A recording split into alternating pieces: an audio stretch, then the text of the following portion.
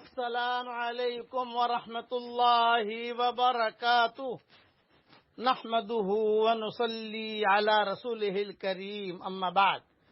آج کا سبق سن لیجئے۔ آج کے سبق کی سرخی ہے زنا سے بچیے، پارٹ نمبر 37۔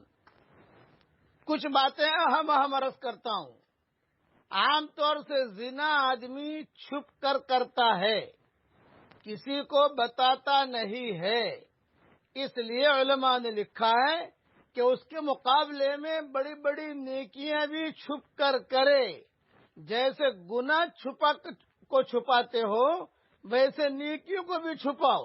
تو چونکہ زنا یہ بڑا گناہ ہے، اس لیے بڑی نیکی بھی چھپا کر کرو۔ کسی مسجد کے اندر بڑا حصہ لے لو، کسی کو کہو مت، زیادہ سے زیادہ کلمہ پڑھو، استغفار پڑھو، یعنی یہ بڑا گناہ ہے، اس کے پیچھے بڑی نیکی لگا دو تو یہ گناہ کوئی ختم کر دے گا، ڈیلیٹ کر دے گا آہستہ آہستہ۔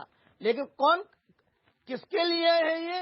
جو یہ عادت کو چھوڑنے کا جس کا ارادہ ہو۔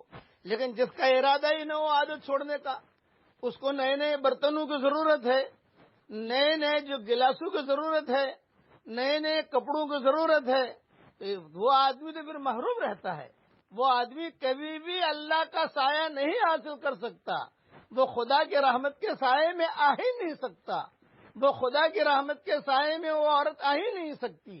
اس لیے یہ میری نصیحت ہے کہ آپ نے چھپ کر یہ گناہ کیا ہے تو چھپ کر نیکیاں بھی کرو، بڑی بڑی نیکیاں کرو۔ سورہ اخلاص کم سے کم جو ہے 5 لاکھ مرتبہ تو پڑھنے کی ایک نیت کر لو، یہ بہت بڑی نیکی ہے۔ اسی طریقے پر جو نیکیاں آپ کو بتائی جاتی ہیں، درود شریف کا اہتمام وغیرہ وغیرہ، تو اس گناہ سے آدمی بچ جائے گا اور اللہ تعالیٰ معاف بھی کر دے گا۔ اب پڑھیے میرے ساتھ، اللہم اعنی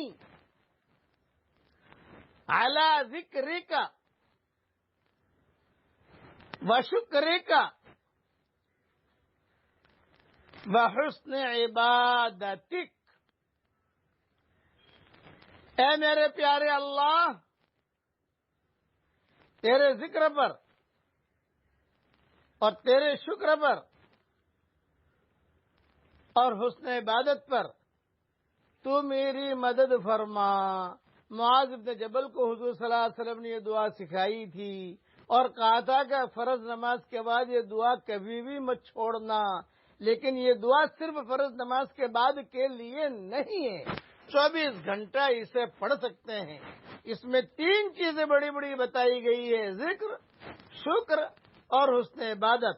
اور یہ تینوں چیزیں جس کی زندگی میں آ جائے گی وہ بڑے بڑے گناہوں سے بچ جائے گا۔ اللہ تعالی ہم سب کے لیے یہ دعا قبول فرمائے۔ یہ دعا ہر فرض نماز کے بعد بھی پڑھیے اور اٹھتے بیٹھتے بھی پڑھنے کا اہتمام کیجیے، تو یہ آدمی گناہوں سے بچتا رہے گا اور اللہ تعالیٰ نیکیاں کرنے کی توفیق بھی عطا فرمائے گا۔ اس لیے کہ توفیق نیکیوں کی صرف اللہ کی طرف سے ملتی ہے، یہ ذہن میں رکھنا۔ اس لیے اللہ سے توفیق مانگیے، اللہ تعالیٰ مجھے بھی توفیق دے، آپ کو بھی توفیق دے، اور ہم سب کی قیامت تک کے آنے والی نسلوں کو بھی نیکیاں کرنے کی اور اس پر جمنے کی اللہ ہم سب کو توفیق عطا فرمائے۔ آمین۔ وآخر دعوانا ان الحمد للہ رب العالمین۔